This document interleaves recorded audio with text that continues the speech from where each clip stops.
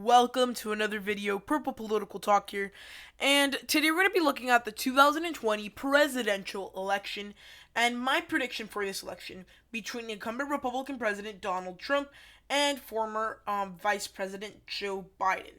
So we're going to take a look at the things that have been impacting this election at a federal and local levels, and look where states lie right now in this path towards election day.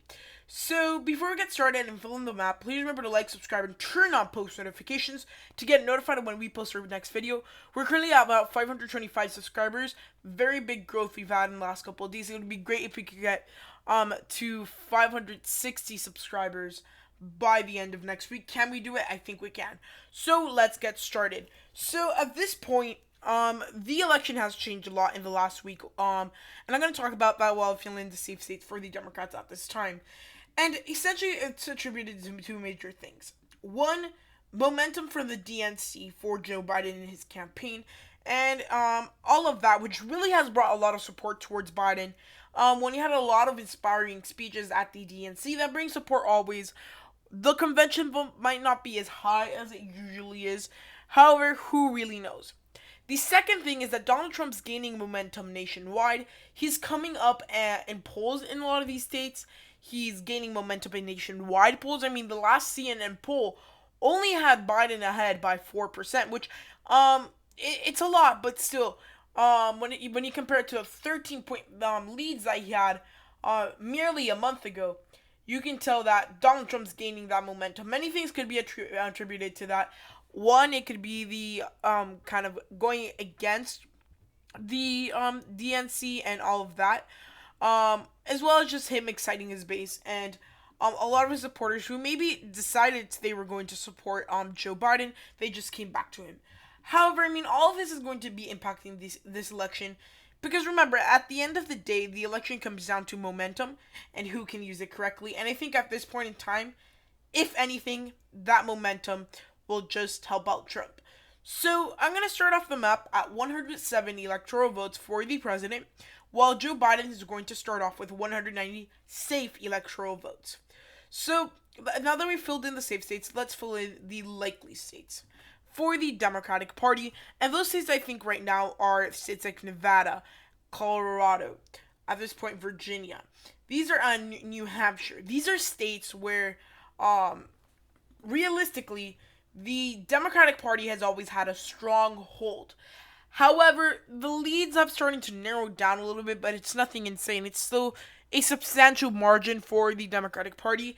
And I mean, essentially we know why it's happening. In Nevada, you have a lot of Latinos who are leaning towards Joe Biden as they're the ones, the group of Latinos that go through and vote more Democratic. And also the economy is struggling. So a lot of voters, I think, when it comes to the economy in the state of Nevada are going to be 50-50 split. Some of them might say, I want to vote for Biden because I think he could have another plan, or others would just stick with Trump. But considering that he lost in 2016, Donald Trump, and considering that Hillary Rodham Clinton was not the most popular person, at least when it comes to U.S. politics, I mean, the chances of victory for the president do not look too great there. When it comes to the state of Colorado, suburban and progressive, that's two things that are currently happening there. Very big suburbs that are turning out for Democrats and have turned out for Democrats in recent elections. And I think at this point, this is going to definitely help out Biden. Leads are still pretty healthy. I mean, I've seen him lead in polls by 12-13%. And I think honestly right now he's winning there by about 10-15%, which is a solid margin of victory.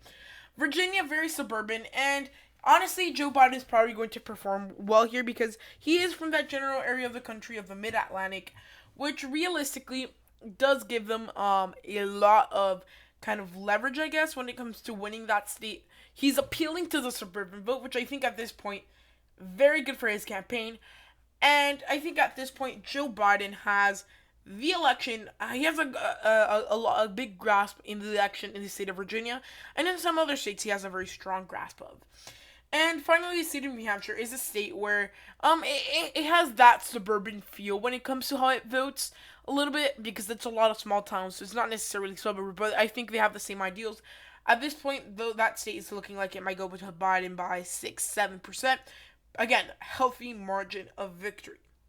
So those are all the Democratic likely states. At this point, what are the Republican likely states?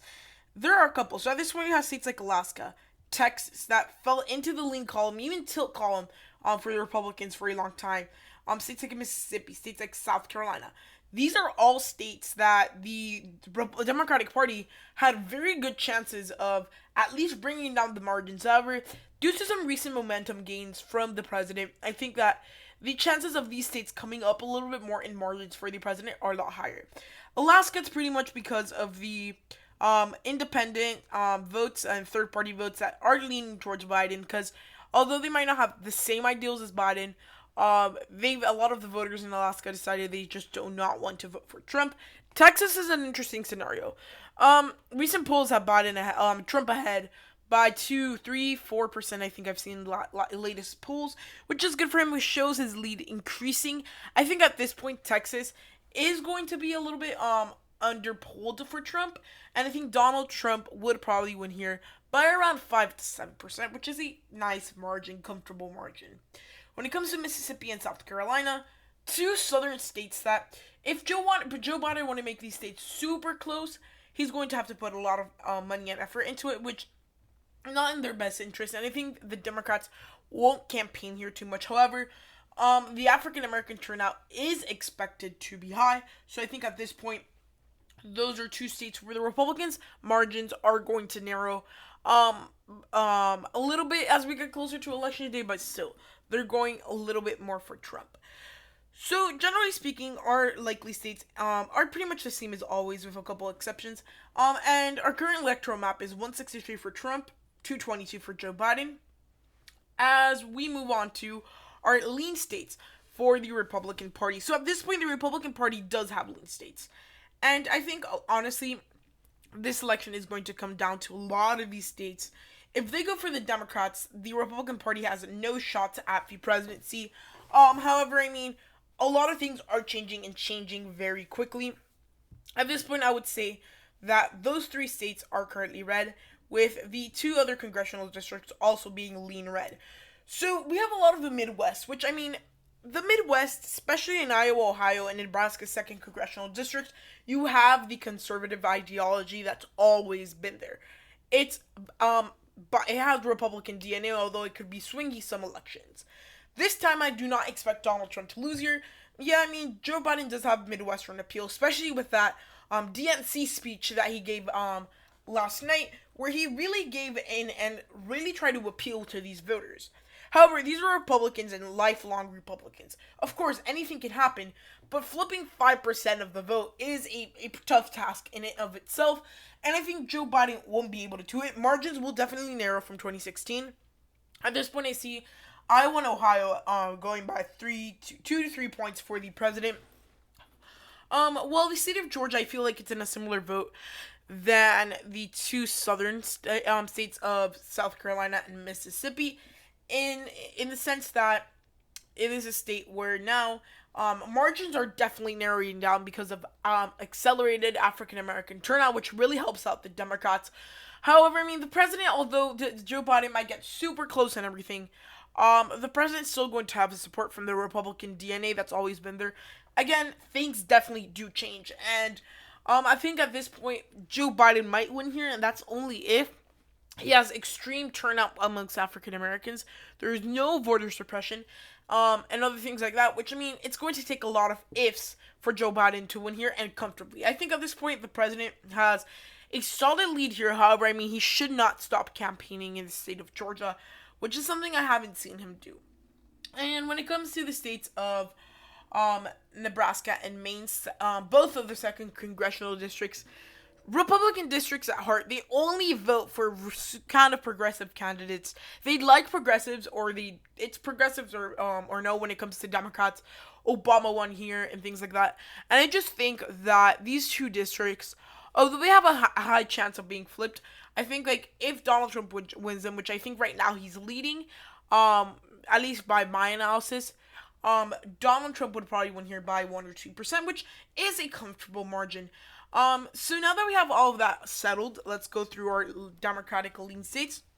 These being the state of Arizona, the state of North Carolina, the state of Minnesota, the state of Michigan, the state of Pennsylvania, and the state of Wisconsin. So these are all states where the Democratic Party has blown away the Republican Party in certain ways. I mean, they're getting a lot more support in the Rust Belt, especially, again, after the Biden speech at the DNC. Biden's leading in polling data. He is leading and appealing to those voters. Now, what's going on? Donald Trump is going to the Midwest a lot. And, yeah, he gave up on Michigan, but Wisconsin and Pennsylvania are still somewhat possibilities for him.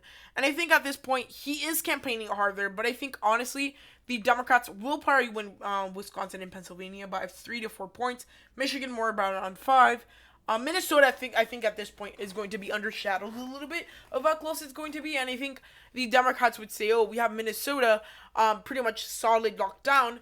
But I mean, that's what they did in 2016 with the rest of the Rust Belt, and we all know how that turned out. I mean, generally speaking, that area of the country is very strong for the Democrat, and there's a lot of momentum for the Democrats. But again, Donald Trump does have a lot of counter momentum, which really does help him out. When it comes to the state of Arizona, I think at this point it's going to be hard to tell a little bit. It's narrowing down definitely because we might have thought that like all the moderates, which I mean it's pretty much a big part of the electorate in the state of Arizona, would go out and vote for Joe Biden. However, I mean there's some data that we've been seeing over the last couple of days which kind of been showing different, and I think the margins are definitely narrowing down in the state of Arizona. And it's not as solid as a lot of people think.